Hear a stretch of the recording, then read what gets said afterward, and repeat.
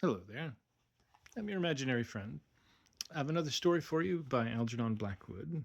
Now, as always, bear in mind that sometimes an author will have included something in their work that at the time of writing seemed fine to them. It's not always fine. This is a horror story where the protagonist is a young child, and understandably, some people may be sensitive to that sort of thing, and if you are one of those people, do be aware that that is what this story is about.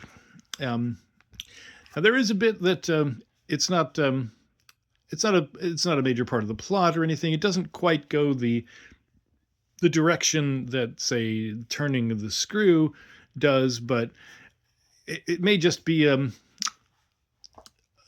question of context between a modern reader such as myself and the cultural context of the historical author as to how things are perceived.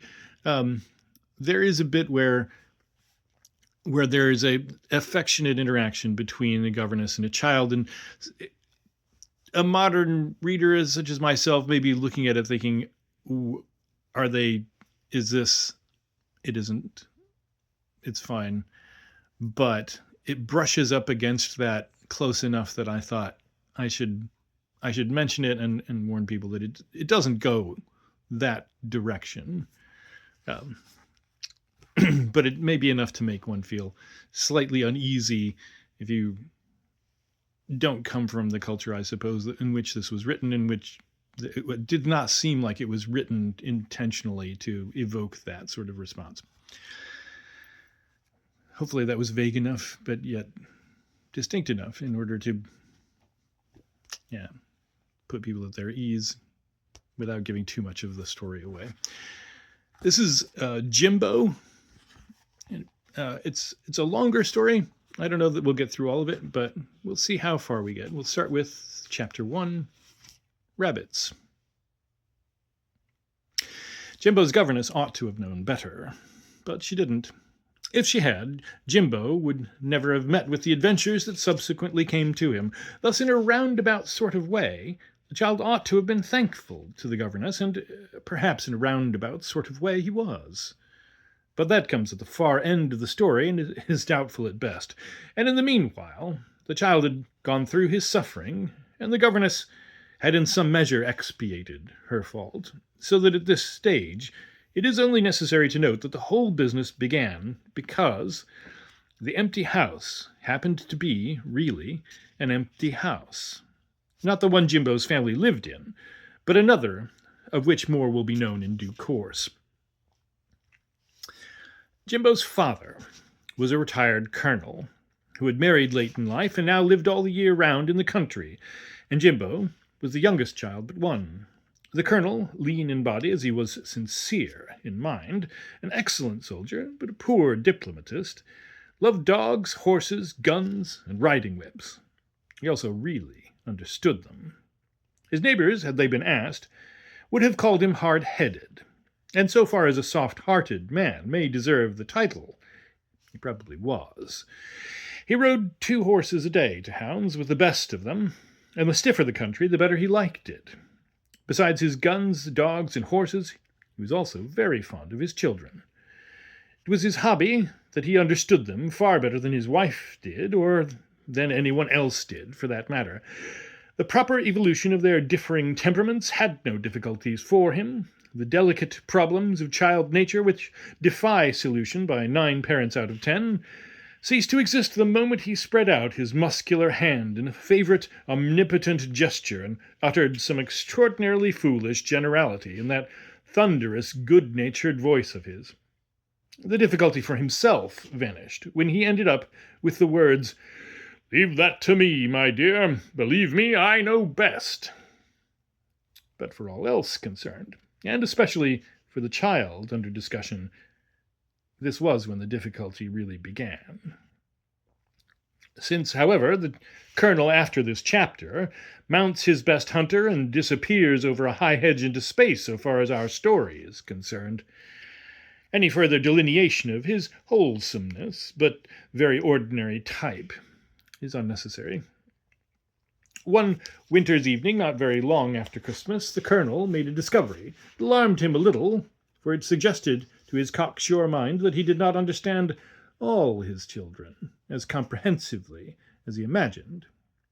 Between 5 o'clock tea and dinner, that magic hour when lessons were over and the big house was full of shadows and mystery, there came a timid knock at the study door. "Come in," growled the soldier in his deepest voice, and a little girl's face, wreathed in tumbling brown hair, poked itself hesitatingly through the opening. The colonel did not like being disturbed at this hour, and everybody in the house knew it. But the spell of Christmas holidays was still somehow in the air, and the customary order was not yet fully re-established. Moreover, when he saw who the intruder was, his growl modified itself into a sort of common sternness that yet was not cleverly enough simulated to deceive the really intuitive little person who now stood inside the room. "Well, Nixie, child, what do you want now?" "Please, Father, will you? We wondered if—" A chorus of whispers issued from the other side of the door. "Go on, silly. Out with it. You promised you would, Nixie."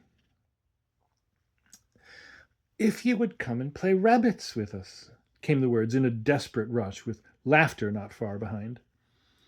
The big man with the fierce white mustaches glared over the top of his glasses at the intruders as if amazed beyond belief at the audacity of the request. "Rabbits!" he exclaimed, as though the mere word ought to have caused an instant explosion.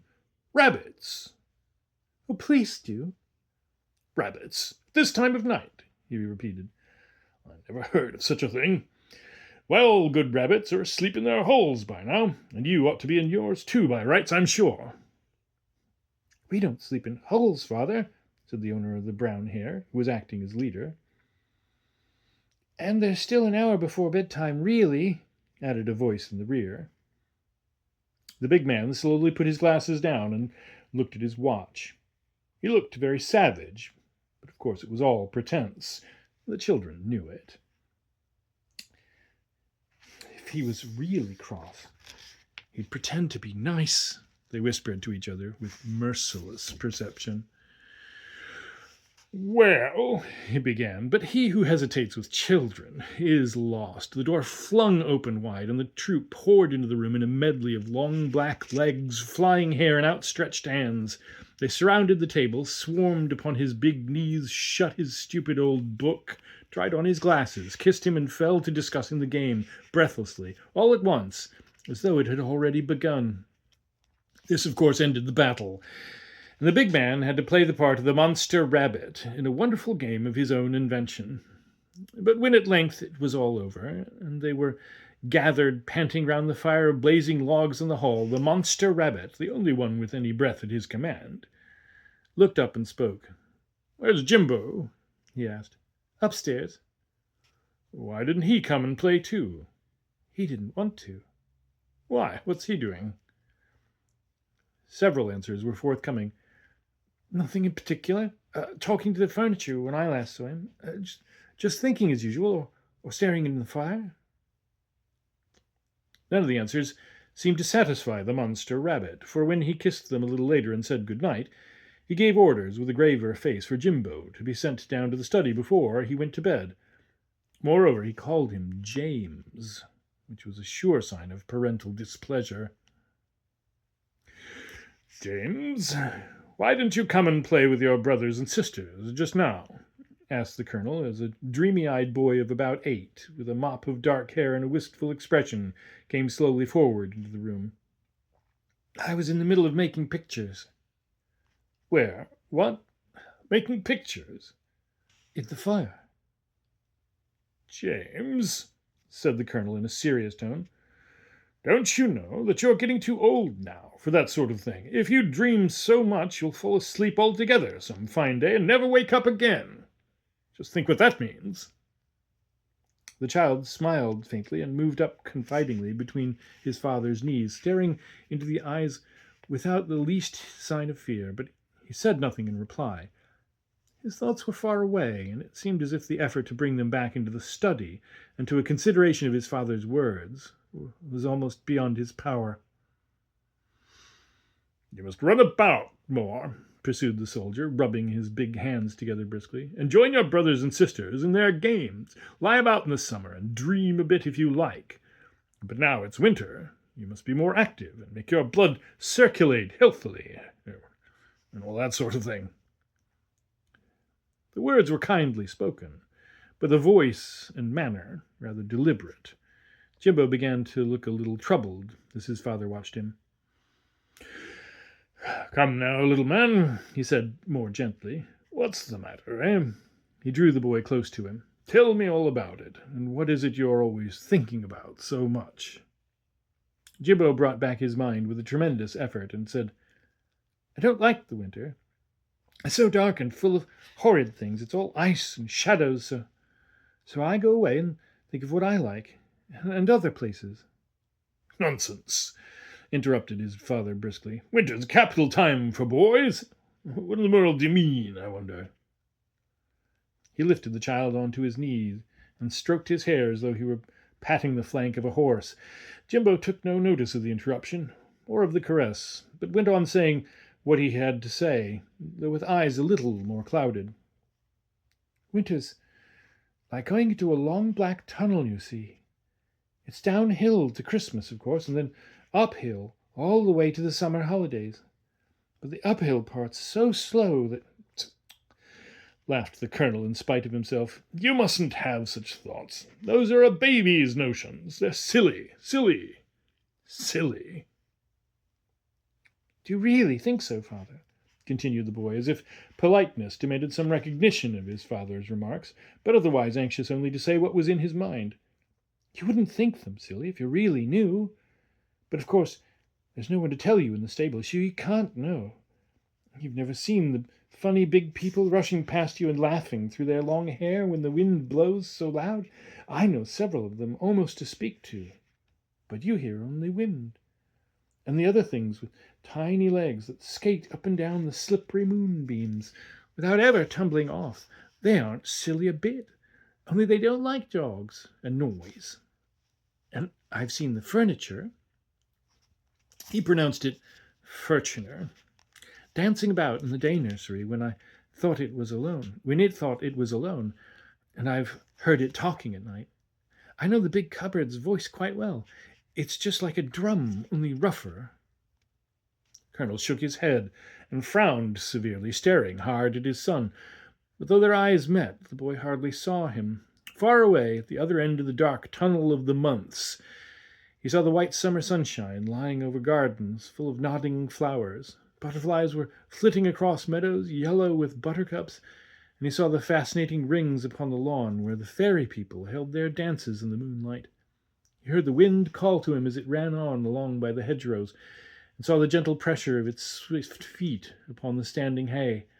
Streams were murmuring under shady trees, birds were singing, and there were echoes of sweeter music still than he could not understand, but loved all the more, perhaps, on that account. "Yes," announced the colonel later that evening to his wife, spreading his hands out as he spoke. "Yes, my dear, I have made a discovery, and an alarming one. You know, I'm rarely at fault where the children are concerned, and I've noted all the symptoms with unusual care.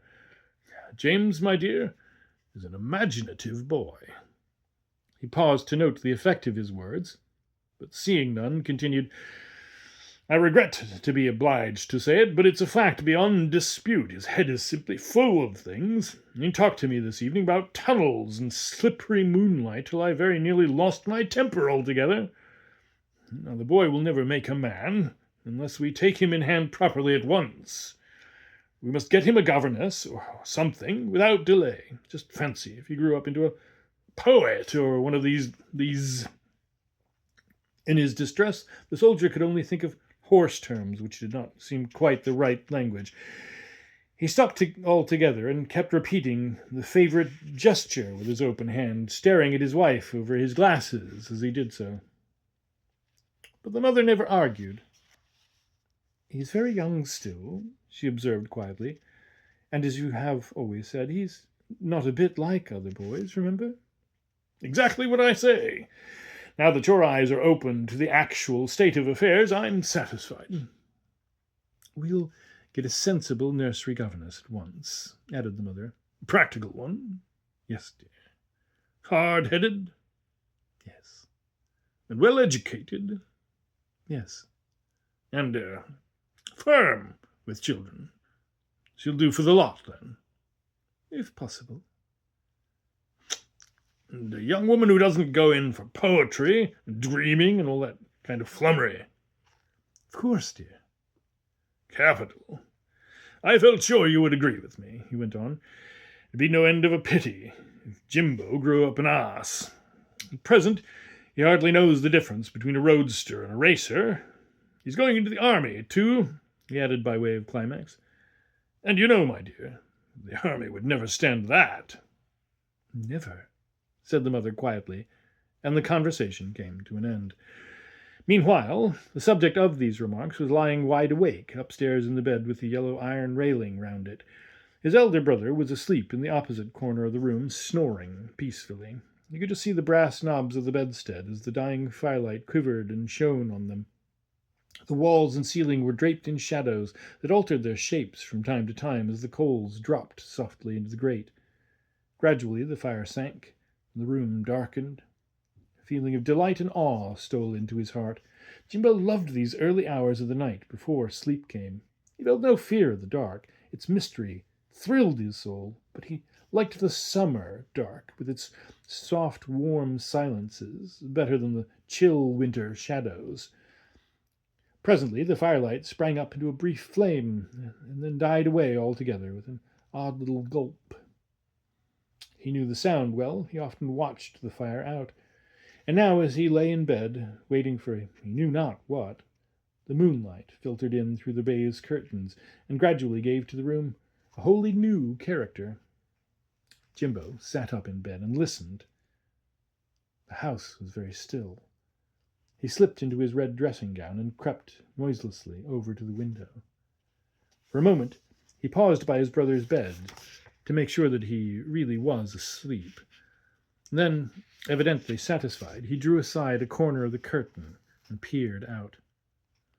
"Oh," he said, drawing in his breath with delight, and again, "Oh." It was difficult to understand why the sea of white moonlight that covered the lawn should fill him with such joy, and at the same time bring a lump into his throat. It made him feel as if he were swelling out into something very much greater than the actual limits of his little person. And the sensation was one of mingled pain and delight, too intense for him to feel for very long. The unhappiness passed gradually away, he always noticed, and the happiness merged after a while into a sort of dreamy ecstasy in which he neither thought nor wished much, but was conscious only of one single, unmanageable yearning.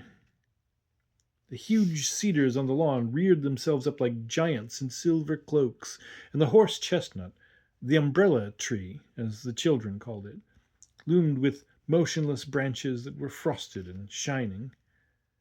Beyond it, in a blue mist of moonlight and distance, lay the kitchen garden. He could just make out the line of the high wall where the fruit trees grew.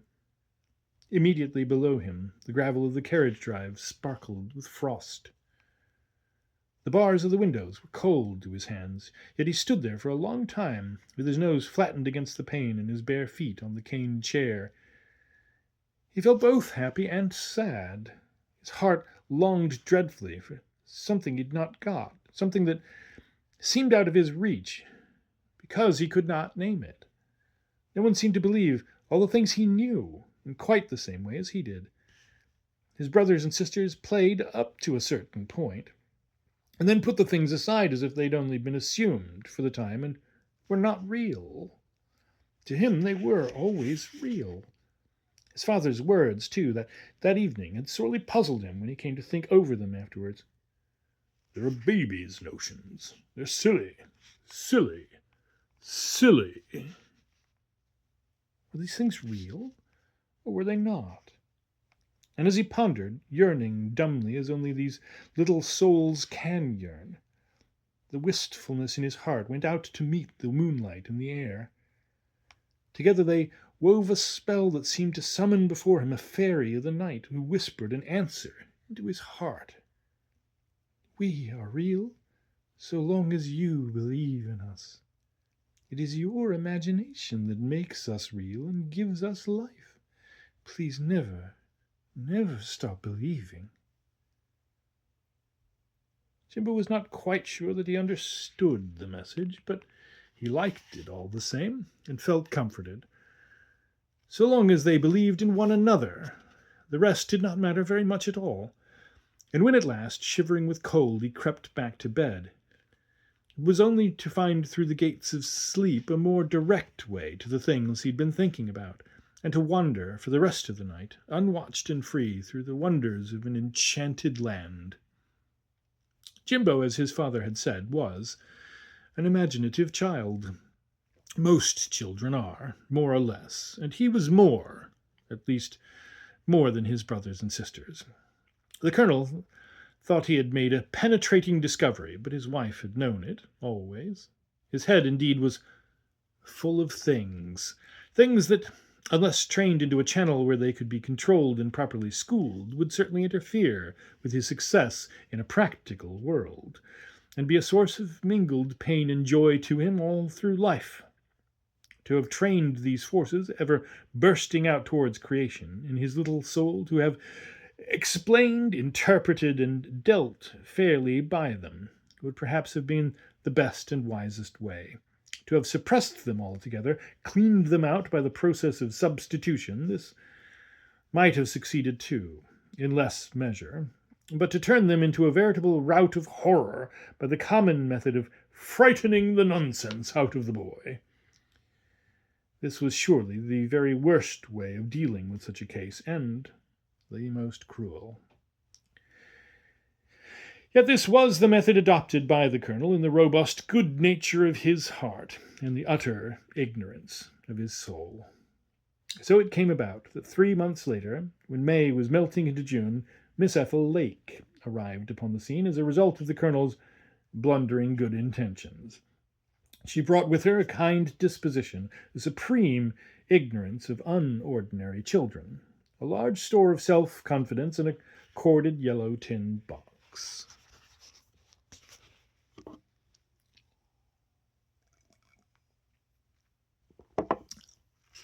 Chapter 2. Miss Lake comes and goes. The conversation took place suddenly one afternoon, and no one knew anything about it except the two who took part in it. The colonel asked the governess to try and knock the nonsense out of Jimbo's head, and the governess promised eagerly to do her very best. It was her first place, and by nonsense they both understood imagination. True enough, Jimbo's mother had given her rather different instructions as to the treatment of the boy, but she mistook the soldier's bluster for authority, and deemed it best to obey him. This was her first mistake. In reality, she was not devoid of imaginative insight. It was simply that her anxiety to prove a success permitted her better judgment to be overborne by the colonel's boisterous manner. The wisdom of the mother was greater than that of her husband. For the safe development of that tender and imaginative little boy of hers, she'd been at great pains to engage a girl, a clergyman's daughter, who possessed sufficient sympathy with the poetic and dreamy nature to be of real help to him. For true help, she knew, can only come from true understanding. And Miss Lake was a good girl. She was entirely well-meaning, which is the beginning of well-doing, and her principal weakness lay in her judgment, which led her to obey the colonel too literally. "She seems most sensible," he declared to his wife. "Yes, dear." "And practical." "I think so." "And firm and wise with children." "Well, I hope so." "Just the sort for young Jimbo," added the colonel with decision.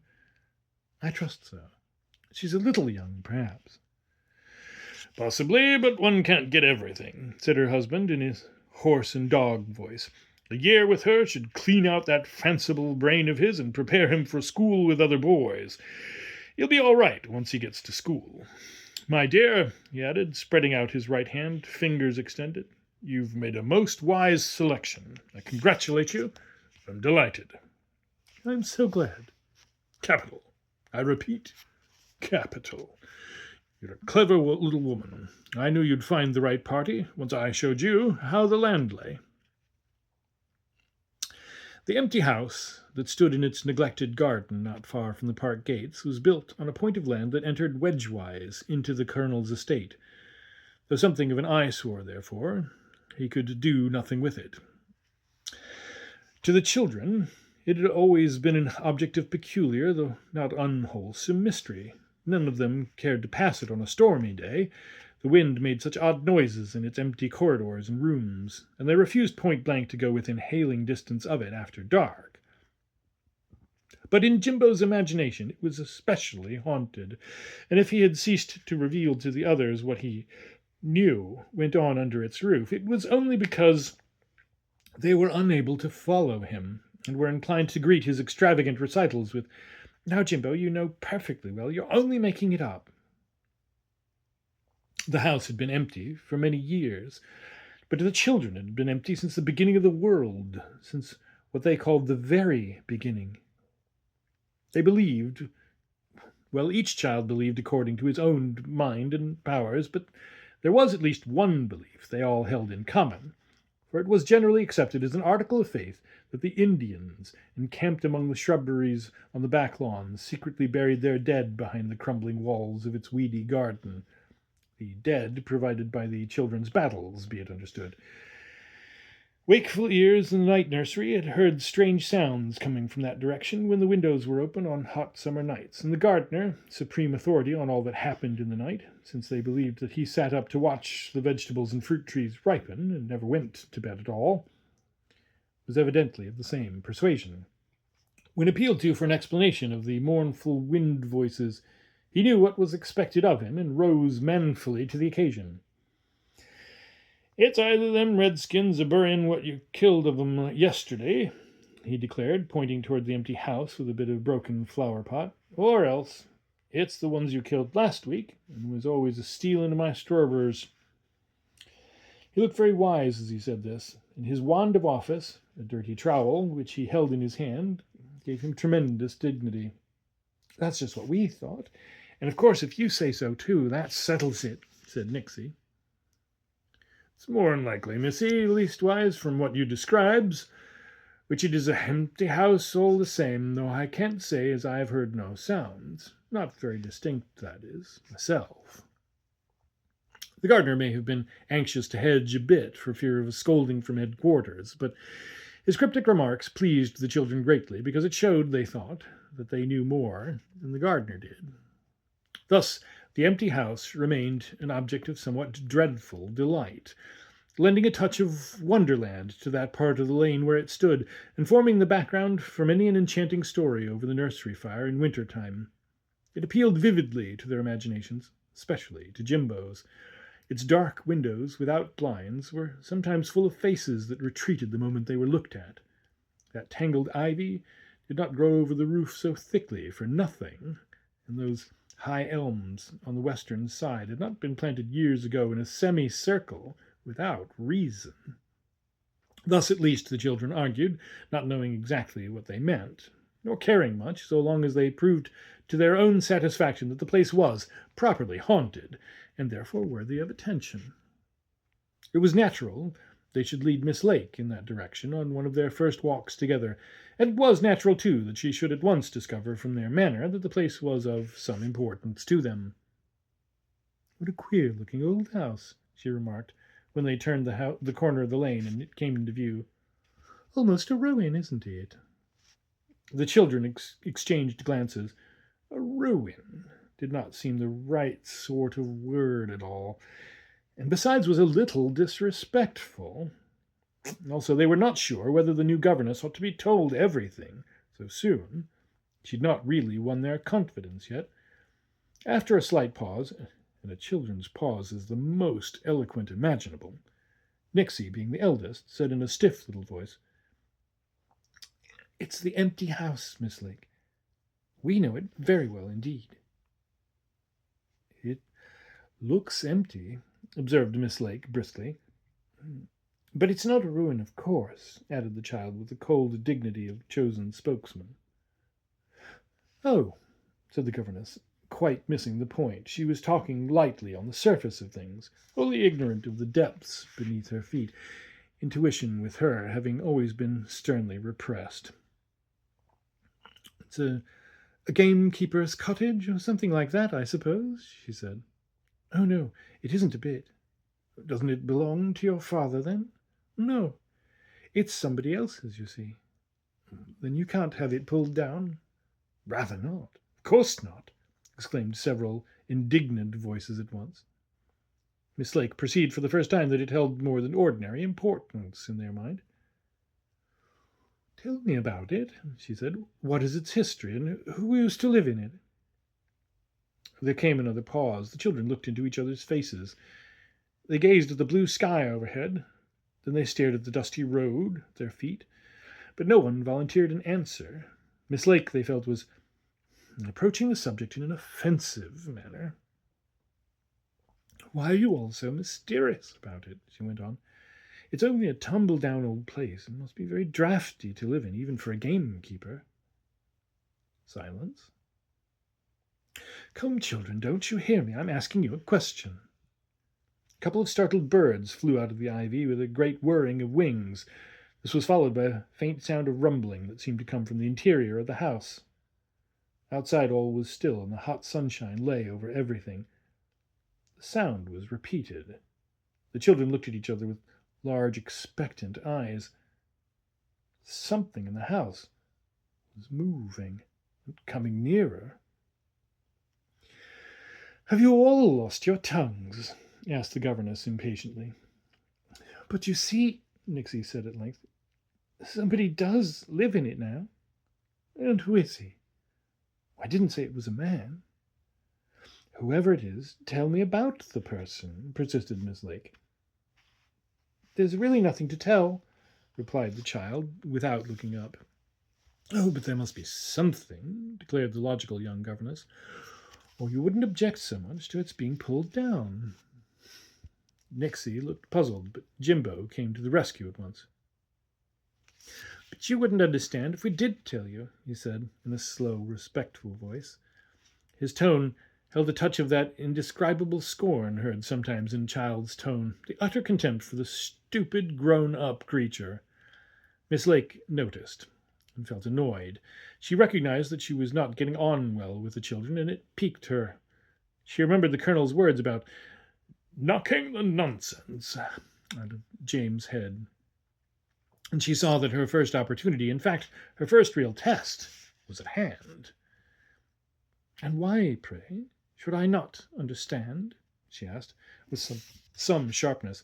"Is the mystery so very great?" For some reason, the duty of spokesman now devolved unmistakably upon Jimbo, and very seriously, too, he accepted the task, standing with his feet firmly planted in the road and his hands in his trousers pocket. "You see, Miss Lake," he began gravely, "we know such a lot of things in there. They might not like us to tell you about them. They don't know you yet. If they did, it might be different, but you see, it isn't." This was rather crushing to the aspiring educator, and the colonel's instructions gained additional point in the light of the boy's explanation. "Fiddlesticks," she laughed. "There's probably nothing at all in there except rats and cobwebs. Things, indeed." "I knew you wouldn't understand," said Jimbo coolly, with no sign of being offended. "How could you?" He glanced at his sisters, gaining so much support from their enigmatical faces that he added, for their especial benefit, "How could she?" "The gardener said so, too," chimed in a younger sister, with a vague notion that their precious empty house was being robbed of its glory. "Yes, but, James, dear, I do understand perfectly," continued Miss Lake more gently, and wisely ignoring the reference to the authority of the kitchen gardener. "Only, you see, I cannot really encourage you in such nonsense." "It isn't nonsense," interrupted Jimbo with heat. "But believe me, children, it is nonsense.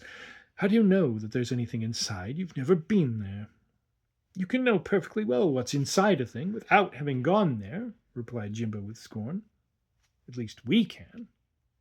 Miss Lake changed her tack a little, fatally, as it appeared afterwards. "I know, at any rate," she said with decision, "that there is nothing good in there. Whatever there may be is bad, thoroughly bad, and not fit for you to play with." The other children moved away, but Jimbo stood his ground. They were all angry, disappointed, sore, hurt, and offended. But Jimbo suddenly began to feel something else besides anger and vexation. It was a new point of view to him that the empty house might contain bad things as well as good, or perhaps only bad things. His imagination seized upon the point at once and set to work vigorously to develop it. This was his way with all such things, and he could not prevent it. "Bad things," he repeated, looking up at the governess. "You mean things that could hurt?"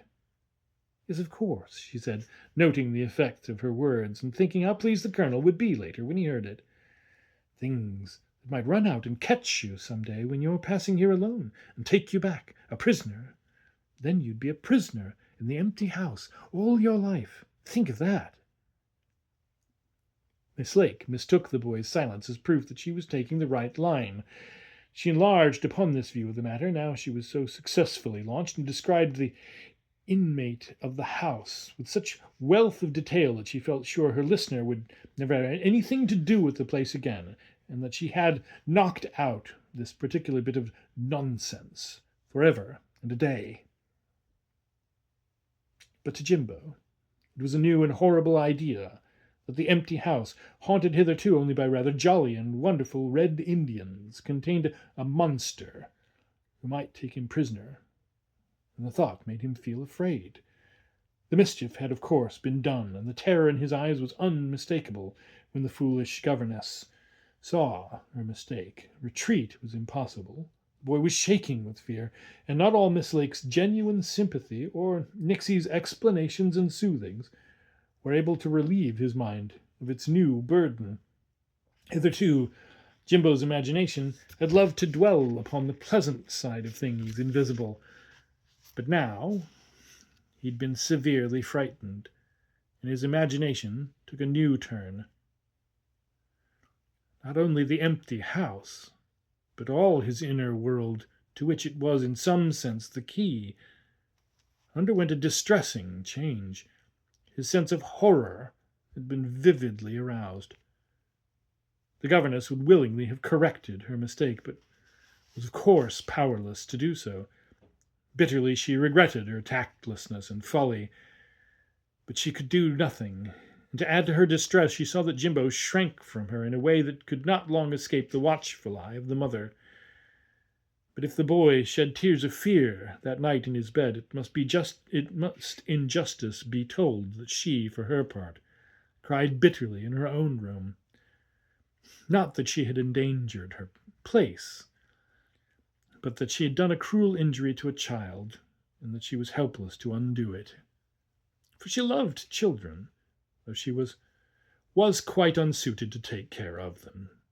Her just reward, however, came swiftly upon her.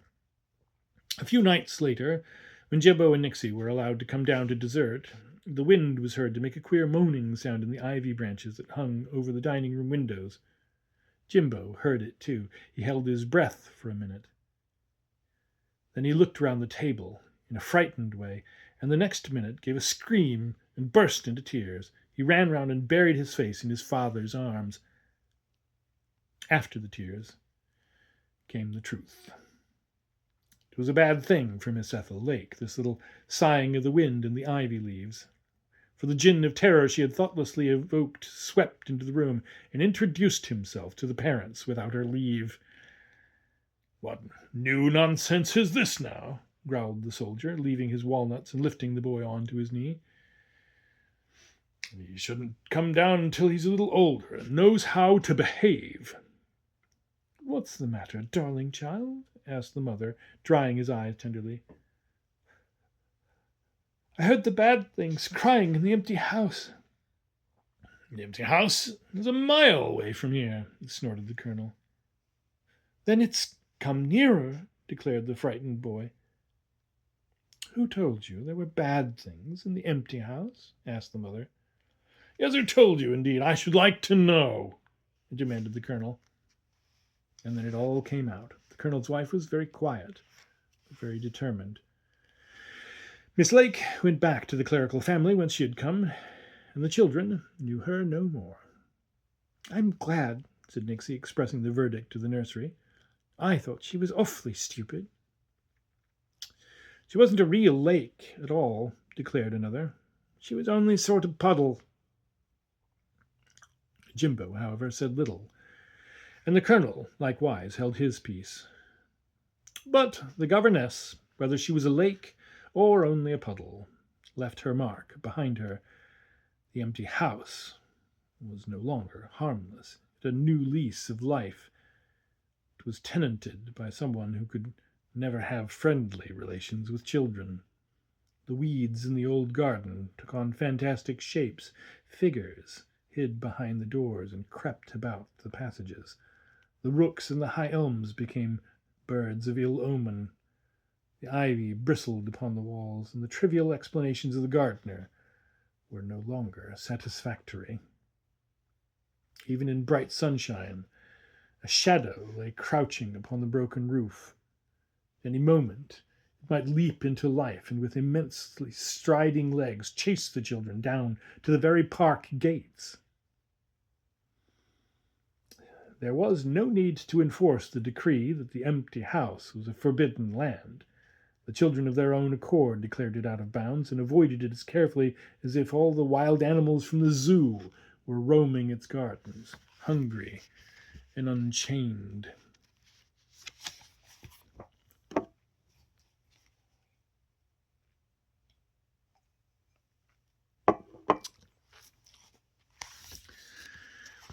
Chapter 3. The Shock. One immediate result of Miss Lake's indiscretion was that the children preferred to play on the other side of the garden, the side farthest from the empty house. A spiked railing here divided them from a field in which cows disported themselves, and as bulls also sometimes were admitted to the cows, the field was strictly out of bounds. In this spiked railing, not far from the great shrubberies where the Indians increased and multiplied, there was a swinging gate.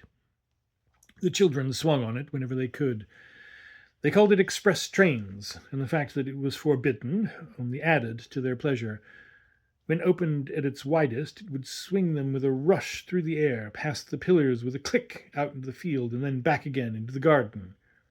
It was bad for the hinges, and it was also bad for the garden, because it was frequently left open after these carnivals, and the cows got in and trod the flowers down.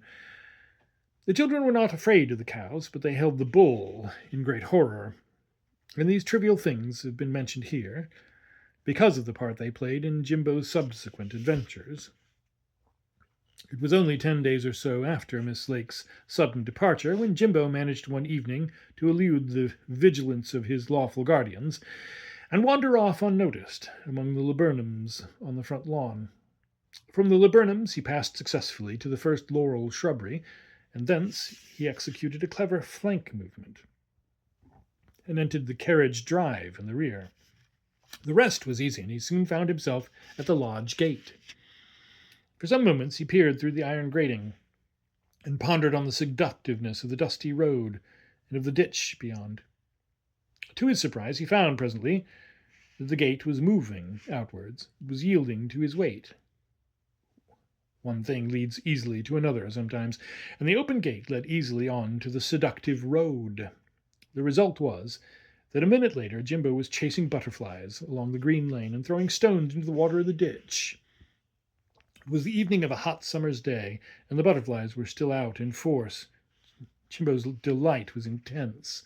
The joy of finding himself alone where he had no right to be put everything else out of his head, and for some time he wandered on, oblivious of all but the intoxicating sense of freedom and the difficulty of choosing between so many butterflies and such a magnificent dirty ditch. At first he yielded to the seductions of the ditch. He caught a big sleepy beetle and put it on a violet leaf and sent it sailing out to sea. And when it landed on the farther shore, he found a still bigger leaf and sent it forth on a voyage in another direction with a cargo of daisy petals and a hairy caterpillar for a bosun's mate. But just as the vessel was getting under way, a butterfly of amazing brilliance floated past insolently under his very nose.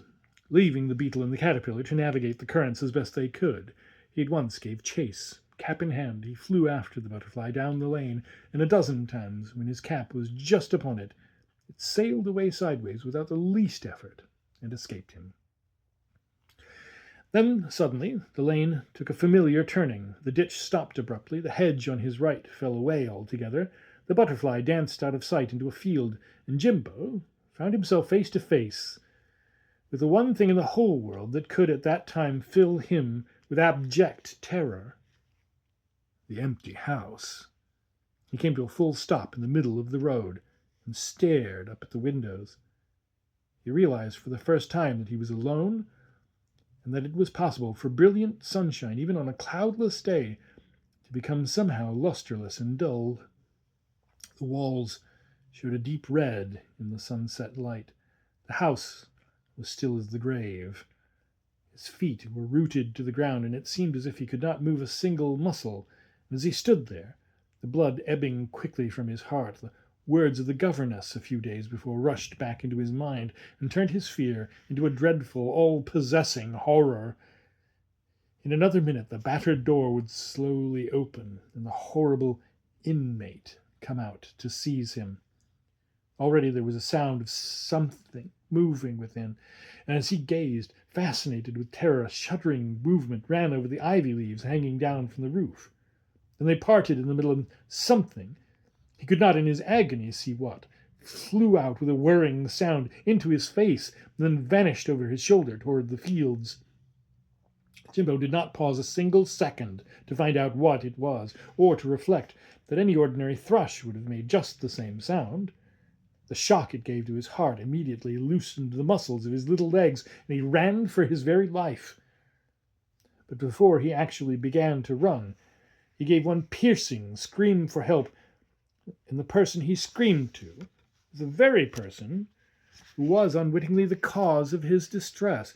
It was as though he knew instinctively that the person who had created for him the terror of the empty house with its horrible inmate was also the person who could properly banish it and undo the mischief before it was too late. He shrieked for help to the governess, Miss Ethel Lake. Of course, there was no answer but the noise of the air whistling in his ears as his feet flew over the road in a cloud of dust.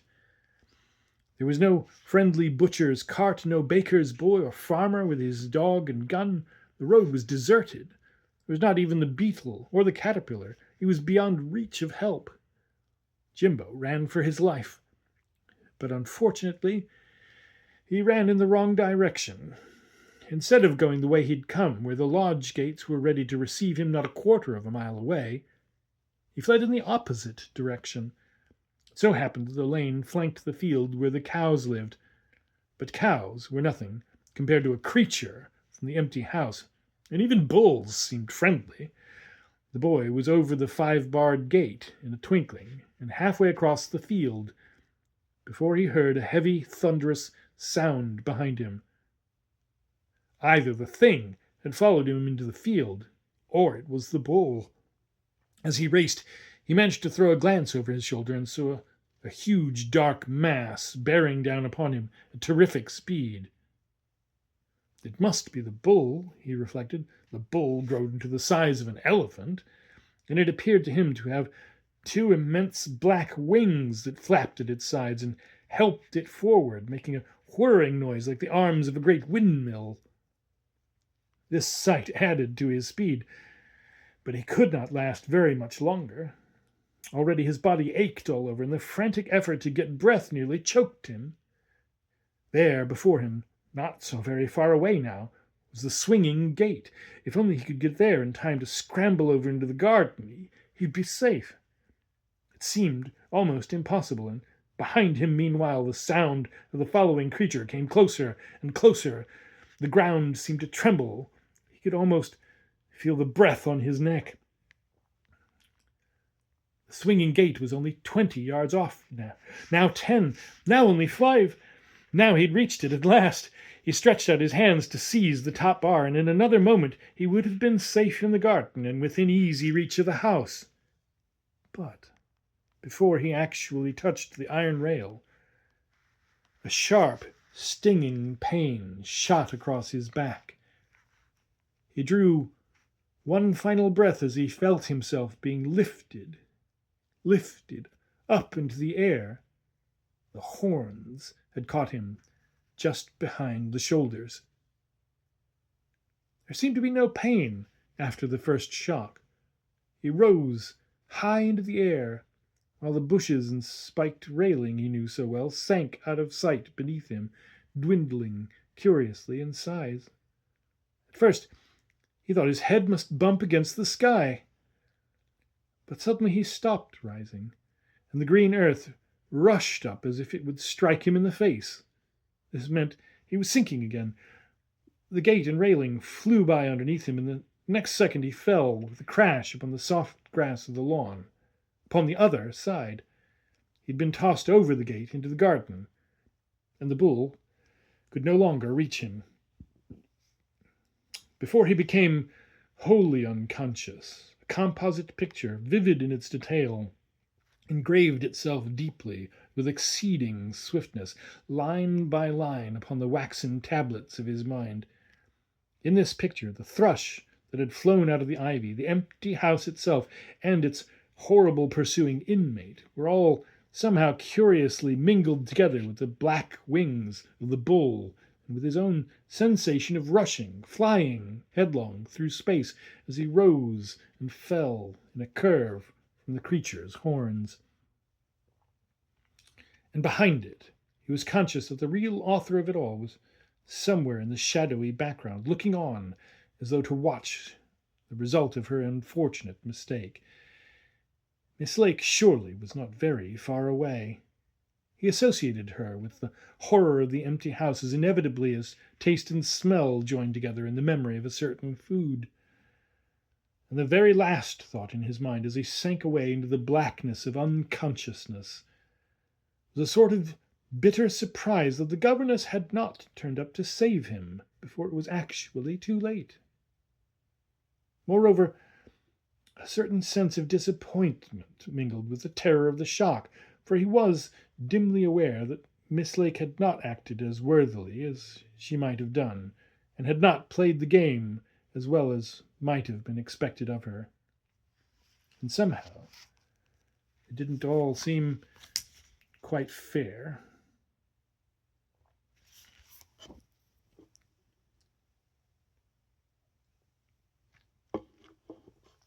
Chapter 4.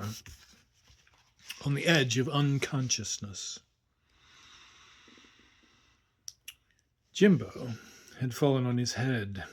Inside that head lay the mass of highly sensitive matter called the brain, on which were recorded, of course, the impressions of everything that had yet come to him in life. A severe shock, such as he had just sustained, was bound to throw these impressions into confusion and disorder, jumbling them up into new and strange combinations, obliterating some and exaggerating others. Jimbo himself was helpless in the matter.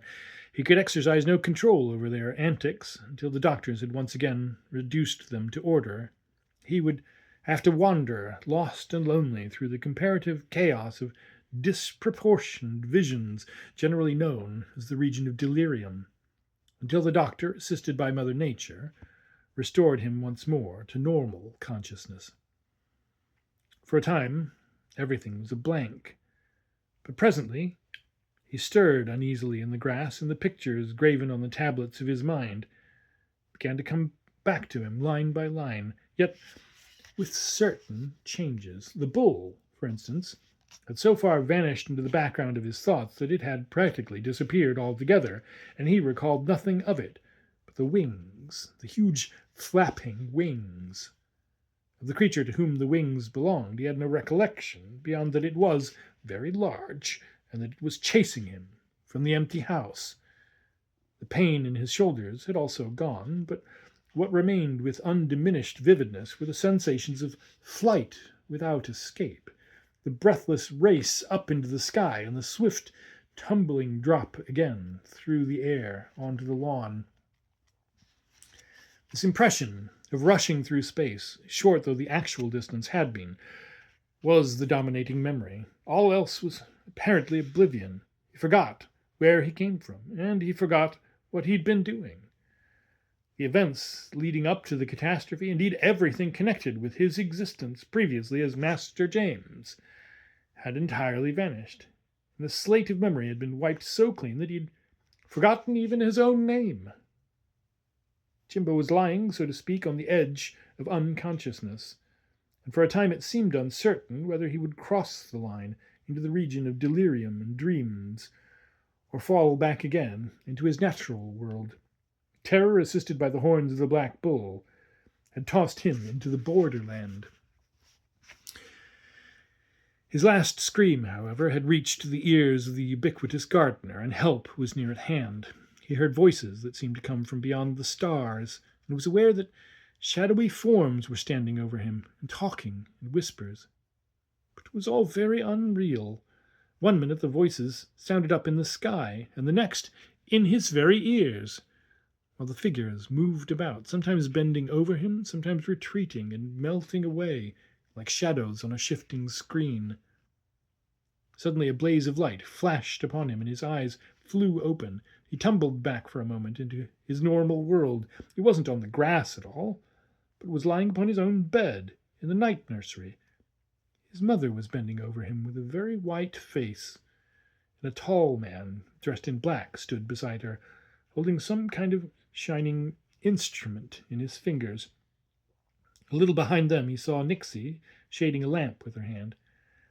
Then the white face came close over the pillow, and a voice full of tenderness whispered, "My darling boy, don't you know me? It's Mother. No one will hurt you. Speak to me if you can, dear." She stretched out her hands, and Jimbo knew her, and made an effort to answer, but it seemed to him as if his whole body had suddenly become a solid mass of iron, and he could control no part of it. His lips and his hands both refused to move. Before he could make a sign that he had understood and was trying to reply, a fierce flame rushed between them and blinded him. His eyes closed, and he dropped back again into utter darkness. The walls flew asunder, and the ceiling melted into air, while the bed sank away beneath him, down, down, down into an abyss of shadows. The lamp in Nixie's hands dwindled into a star, and his mother's anxious face became a tiny patch of white in the distance, blurred out of all semblance of a human countenance. For a time the man in black seemed to hover over the bed as it sank, as though he were trying to follow it down. But it, too, presently joined the general enveloping blackness and lost its outline. The pain had blotted out everything, and the return to consciousness had been only momentary. Not all the doctors in the world could have made things otherwise. Jimbo was off on his travels at last, travels in which the chief incidents were directly traceable to the causes and details of his accident: the terror of the empty house, the pursuit of its inmate, the pain of the bull's horns, and above all, the flight through the air. For everything in his subsequent adventures found its inspiration in the events described, and a single parallel ran ever between the Jimbo upon the bed in the night nursery and the other emancipated Jimbo wandering in the regions of unconsciousness and delirium.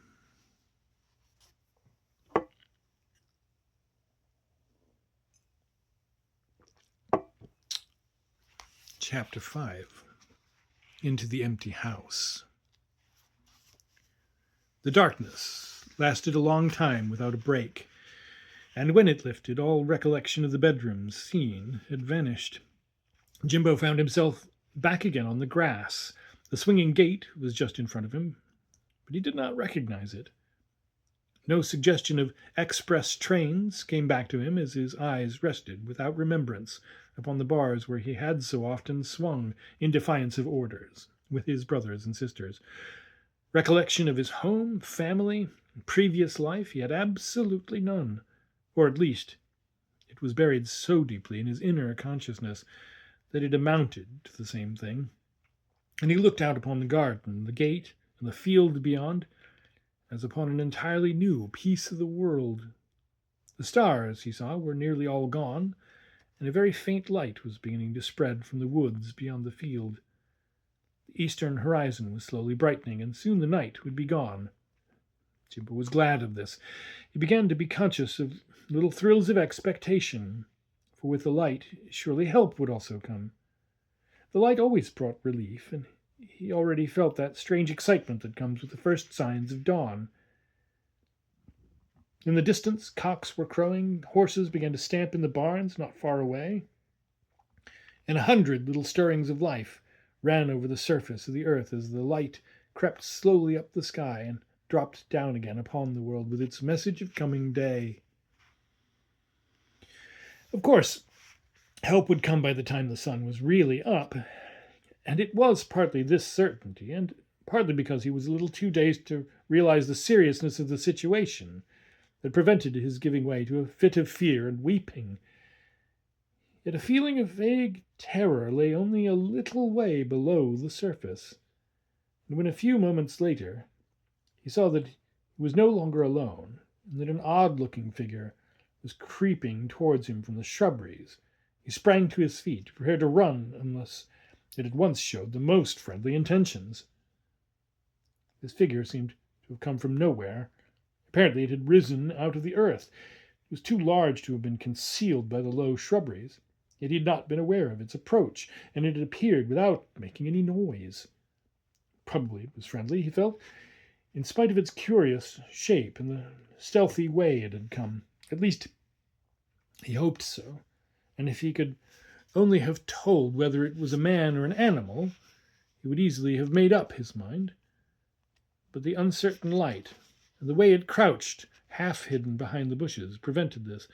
So he stood, poised, ready to run, and yet waiting, hoping, indeed expecting every minute a sign of friendliness and help. In this way the two faced each other silently for some time, until the feeling of terror gradually stole deeper into the boy's heart and began to rob him of full power over his muscles. He wondered if he would be able to run when the time came, and whether he could run fast enough. This was how it first showed itself, this suggestion of insidious fear. Would he be able to keep up the start he had? Would it chase him? Would it run like a man, or like an animal, on 4 legs or on 2? He wished he could see more clearly what it was. He still stood his ground, pluckily, facing it and waiting, but the fear, once admitted to his mind, was gaining strength, and he began to feel cold and shivery. And then suddenly the tension came to an end. In 2 strides the figure came up close to his side, and the same second Jimbo was lifted off his feet and borne swiftly away across the field. He felt quite unable to offer the least resistance, and at the same time he felt a sense of relief that something had happened at last. He was still not sure that the figure was unkind, only its shape filled him with a feeling that was certainly the beginning of real horror. It was the shape of a man, he thought, but of a very large and ill-constructed man, for it certainly had moved on 2 legs, and had caught him up in a pair of tremendously strong arms.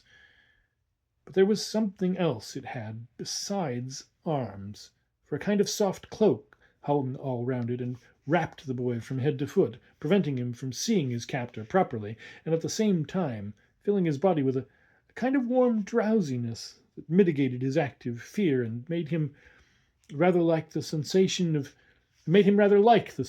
being carried along so easily and so fast. But was he being carried? The pace they were going was amazing, and he moved as easily as a sailing boat, and with the same swinging motion. Could it be some animal like a horse, after all? Jimbo tried to see more, but found it impossible to free himself from the folds of the enveloping substance, and meanwhile they were swinging forward at what seemed a tremendous pace over fields and ditches, through hedges and down long lanes. The odors of earth and dew-drenched grass and opening flowers came to him. He heard the birds singing and felt the cool morning air sting his cheeks as they raced along. There was no jolting or jarring, and the figure seemed to cover the ground as lightly as though it hardly touched the earth. It was certainly not a dream, he was sure of that. But the longer they went on, the drowsier he became, and the less he wondered whether the figure was going to help him or to do something dreadful to him. He was now thoroughly afraid, and yet, strange contradiction, he didn't care a bit. Let the figure do what it liked. It was only a sort of nightmare person after all, and might vanish as suddenly as it had arrived. For a long time they raced forward at this great speed, and then with a bump and a crash they stopped suddenly short, and Jimbo felt himself let down upon the solid earth. He tried to free himself at once from the folds of the clinging substance that enveloped him, but before he could do so and see what his captor was really like, he heard a door slam and felt himself pushed along what seemed to be the hallways of a house. His eyes were clear now, and he could see, but the darkness had come down again so thickly that all he could discover was that the figure was urging him along the floor of a large empty hall, and that they were in a dark and empty building. Jimbo tried hard to see his captor, but the figure, dim enough in the uncertain light, always managed to hide its face and keep itself bunched up in such a way that he could never see more than a great dark mass of a body, from which long legs and arms shot out like telescopes, draped in a sort of clinging cloak. Now that the rapid motion through the air had ceased, the boy's drowsiness passed a little, and he began to shiver with fear and to feel that the tears could not be kept back much longer. Probably in another minute he would have started to run for his life, when a new sound caught his ears and made him listen intently, while a feeling of wonder and delight caught his heart and made him momentarily forget the figure pushing him forward from behind. Was it the wind he heard? Or was it the voices of children, all singing together, very low? It was a gentle, sighing sound that rose and fell with mournful modulations and seemed to come from the very center of the building. It held, too, a strange, far-away murmur, like the surge of a faint breeze moving in the treetops. It might be the wind playing round the walls of the building, or it might be children singing in hushed voices. One minute he thought it was outside the house, and the next he was certain it came from somewhere in the upper part of the building. He glanced up and fancied for one moment that he saw in the darkness a crowd of little faces peering down at him over the banisters, and that as they disappeared he heard the sound of many little feet moving, and then a door hurriedly closing.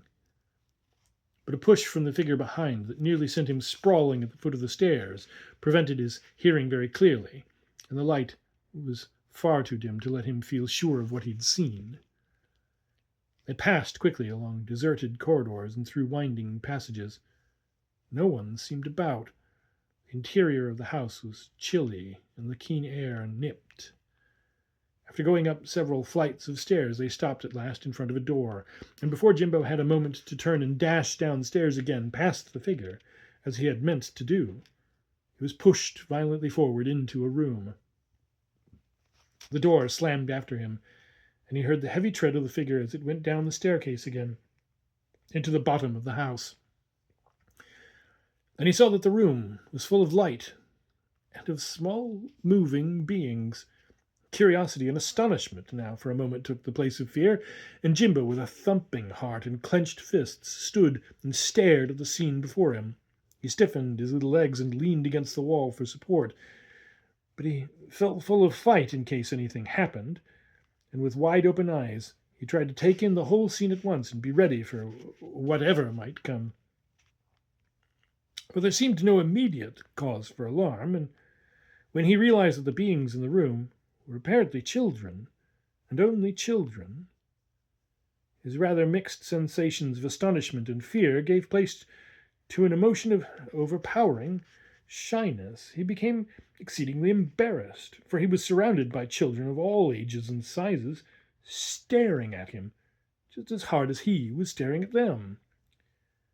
The children he began to take in were all dressed in black. They looked frightened and unhappy. Their bodies were thin, and their faces very white. There was something else about them he could not quite name, but it inspired him with the same sense of horror that he had felt in the arms of the figure who had trapped him. For he now realized definitely that he had been trapped. And he also began to realize for the first time that though he still had the body of a little boy, his way of thinking and judging was sometimes more like that of a grown-up person.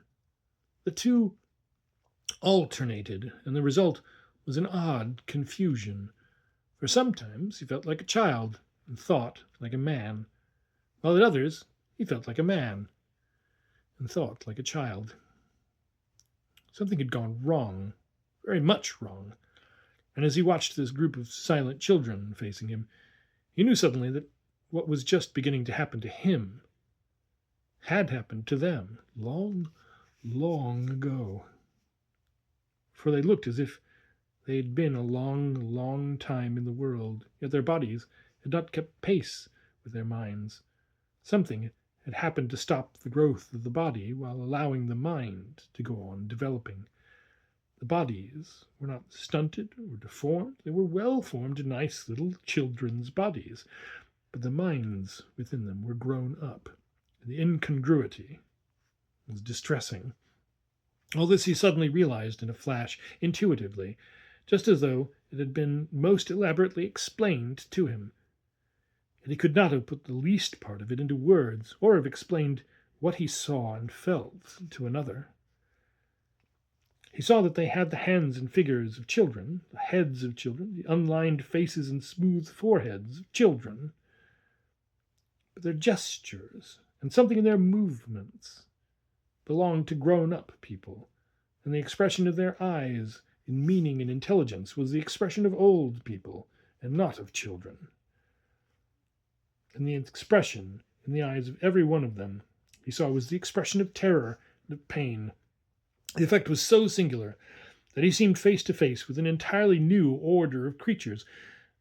A child's features with a man's eyes, a child's figure with a woman's movements, full-grown souls cramped and cribbed in absurdly inadequate bodies and little puny frames, like the old trying uncouthly to express itself in the young. The grown-up old portion of him had been uppermost as he stared and received these impressions, but now suddenly it passed away, and he felt as a little boy again. He glanced quickly down at his own little body in the alpaca knickerbockers and sailor blouse, then with a sigh of relief looked up again at the strange group facing him. So far, at any rate, he had not changed, and there was nothing yet to suggest that he was becoming like them, in appearance at least. With his back against the door, he faced the roomful of children who stood there, motionless and staring. And as he looked, wild feelings rushed over him and made him tremble. Who was he? Where had he come from? Where in the world had he spent the other years of his life, the forgotten years? There seemed to be no one to whom he could go for comfort, no one to answer questions. And there was such a lot he wanted to ask. He seemed to be so much older, and to know so much more than he ought to have known, and yet to have forgotten so much that he ought not to have forgotten. His loss of memory, however, was of course only partial. He had forgotten his own identity, and all the people with whom he had so far in life had to do. Yet at the same time, he was dimly conscious that he had just left all these people, and that some day he would find them again. It was only the surface layers of memory that had vanished, and these had not vanished forever, but only sunk down a little below the horizon. Then, presently, the children began to range themselves in rows between him and the opposite wall, without once taking their horrible, intelligent eyes off him as they moved. He watched them with growing dread. But at last his curiosity became so strong that it overcame everything else, and in a voice that he meant to be very brave, but that sounded hardly above a whisper, he said, "Who are you? And what's been done to you?" The answer came at once in a whisper as low as his own, though he could not distinguish who spoke. "Listen, and you will know. You, too, are now one of us." Immediately the children began a slow, impish sort of dance before him, moving almost with silent feet over the boards, yet with a sedateness and formality that had none of the unconscious grace of children. And as they danced, they sang, but in voices so low that it was more like the mournful sighing of wind among branches than human voices. It was the sound he had already heard outside the building. "We are the children of the whispering night, who live eternally in a dreadful fright of stories told us in the grey twilight by nursery maids. We are the children of a winter's day. Under our breath we chant this mournful lay. We dance with phantoms and with shadows play, and have no rest. We have no joy in any children's game, but for happiness to us is but a name, since terror kissed us with his lips of flame. In wicked jest we hear the little voices in the wind, singing of freedom we may never find. Victims of fate so cruelly unkind, we are unblessed. We hear the little footsteps in the rain, running to help us, though they run in vain, tapping in hundreds on the window pane, in vain behest. We are the children of the whispering night, who dwell unrescued in eternal fright of stories told us in the dim twilight by nursery maids." The plaintive song and the dance ceased together, and before Jimbo could find any words to clothe even one of the thoughts that crowded through his mind, he saw them moving towards a door he had not hitherto noticed on the other side of the room. A moment later they had opened it and passed out, sedate, mournful, unhurried, and the boy found that in some way he could not understand, the light had gone with them, and he was standing with his back against the wall in almost total darkness. Once out of the room, no sound followed them, and he crossed over and tried the handle of the door. It was locked. And he went back and tried the other door. That, too, was locked. He was shut in. There was no longer any doubt as to the figure's intentions. He was a prisoner, trapped like an animal in a cage. The only thought in his mind just then was an intense desire for freedom. Whatever happened, he must escape. He crossed the floor to the only window in the room. It was without blinds, and he looked out. But instantly he recoiled with a fresh and overpowering sense of helplessness, for it was 3 stories from the ground, and down below in the shadows he saw a paved courtyard that rendered jumping utterly out of the question. He stood for a long time, fighting down the tears and staring as if his heart would break at the field and trees beyond. A high wall enclosed the yard, but beyond that was freedom and open space. Feelings of loneliness and helplessness, terror and dismay overwhelmed him. His eyes burned and smarted, yet, strange to say, the tears now refused to come and bring him relief. He could only stand there, with his elbows on the window-sill, and watch the outline of the trees and hedges grow clearer and clearer as the light drew across the sky and the moment of sunrise came close. But when at last he turned back into the room, he saw that he was no longer alone. Crouching against the opposite wall, there was a hooded figure steadily watching him. That's a good place to stop for now. We'll carry on later.